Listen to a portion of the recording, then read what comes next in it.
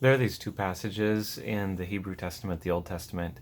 One of them is at the beginning of the Israelites' 40-year wilderness period as they're entering the desert, exiting Egypt, not yet entering the Promised Land. And the other is at the end of that same 40-year period.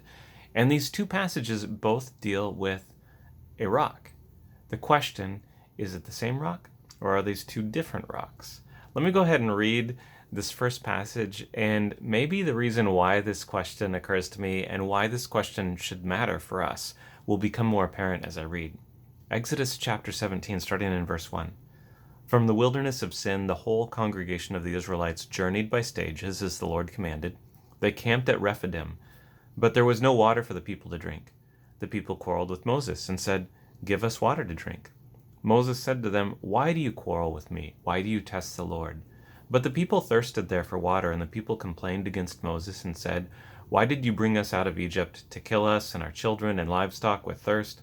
So Moses cried out to the Lord, "What shall I do with these people? They are almost ready to stone me." The Lord said to Moses, "Go on ahead of the people and take some of the elders of Israel with you. Take in your hand the staff with which you struck the Nile and go. I will be standing there in front of you on the rock at Horeb. Strike the rock, and water will come out of it, so that the people may drink." Now, Moses did as God commanded. Water comes out of the rock, the people drink. And then almost 40 years later, the second rock, Numbers 20, starting in verse 2. Now there was no water for the congregation, so they gathered together against Moses and against Aaron. The people quarreled with Moses and said, "Would that we had died when our kindred died before the Lord. Why have you brought the assembly of the Lord into this wilderness for us and our livestock to die here? Why have you brought us up out of Egypt to bring us to this wretched place? It is no place for grain, or figs, or vines, or pomegranates, and there is no water to drink." Then Moses and Aaron went away from the assembly to the entrance of the tent of meeting. They fell on their faces, and the glory of the Lord appeared to them. The Lord spoke to Moses, saying, "Take the staff and assemble the congregation, you and your brother Aaron, and command the rock before their eyes to yield its water.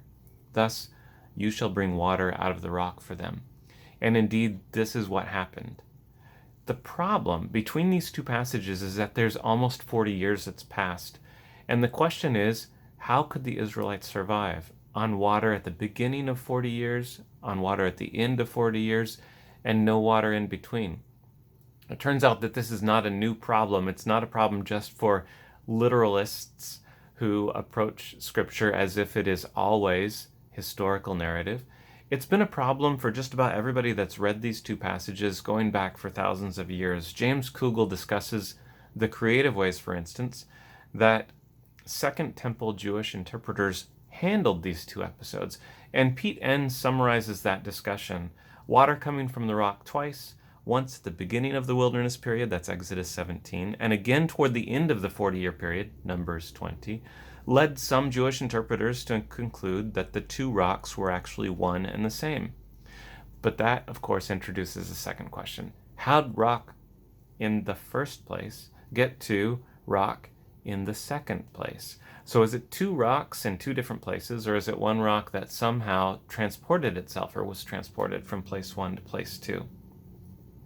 P. Enns continues, "There is a certain ancient logic at work here. After all, if the Israelites had manna given to them miraculously every morning, are we to think that the corresponding miraculous supply of water was only given twice, 40 years apart? Of course not. So to solve this problem, the water supply became mobile. This is how early Jewish interpreters, dealt with this particular problem. For some of them, the rock was a metaphor, streams in the desert. But for others, the rock gained feet. It followed the Israelites on its little rock feet for 40 years, from Exodus 17 to Numbers 20. Now, what does this mean for us as modern day readers? I think that part of what it means for us is that there is room for creative interpretation and creative engagement of Scripture. When we try to read the Bible the way that I was taught to as an evangelical Christian, we miss out on opportunities to apply the lessons, the truths, the questions, the challenges that we find in Scripture to our own lives today. Even Paul dealt with this.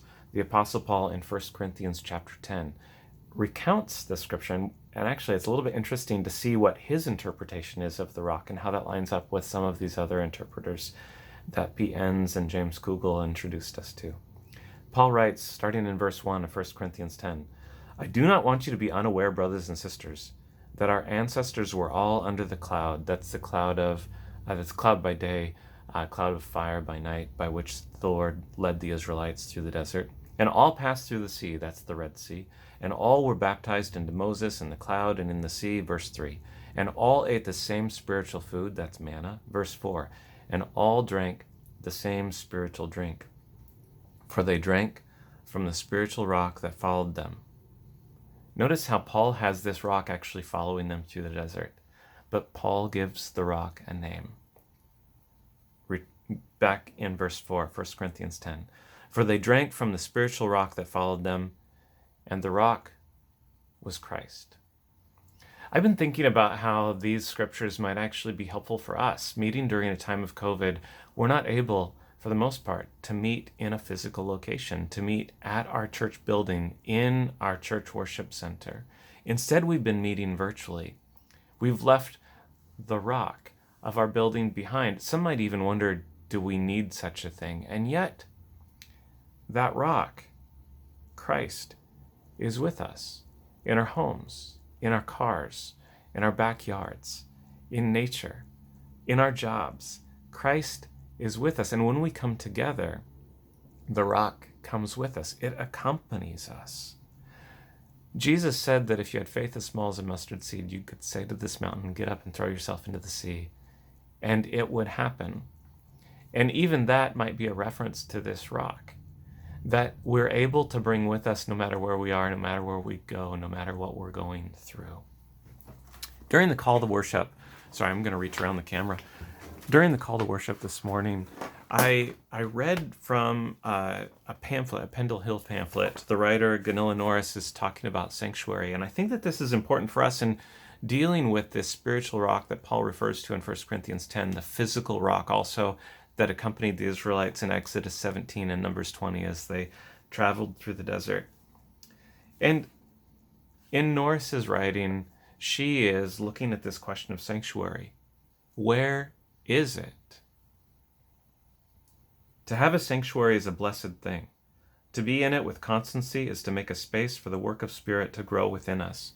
It is a marvelous chance to be in place in our lives and in our worship communities. Every moment, things are changing. That's always been true, but now in this technological age, we see and sense how rapidly change is happening all over the world, almost minute by minute. Then, where is our sanctuary? Where is that place of steadiness and peace? Where is our rock? Where is the source of water that we need? To have a good question enlivens our hearts. Keeping it close, we will be steadier in the heaving waters of chaos. What is sanctuary for us? This question will be answered in a million ways, but connection to Spirit and connection to others have perennially been part of the answer. What we are really asking is, what is home for our souls? When we can answer that question, we will surely touch the essence of sanctuary. God, help us as we seek home for our souls. Help us to see you at work every day in the world around us and the people that we interact with, whether by Zoom or Google Meet or by phone or maybe even in person. God, help us to experience sanctuary. Help us to know that you are accompanying us, maybe even on your little rock feet, no matter where we are, in the desert, in Egypt, in our homes, separated from one another due to COVID. God, you're with us. And God, you provide for us. Thank you. This week, I'm going to be asking my question, where is a place of steadiness and peace? I'm going to be asking myself the question, what is sanctuary for me? I'm going to be asking myself the question, what is home for my soul? I bet there's more than one answer, and I hope that you'll be engaging with these questions as well.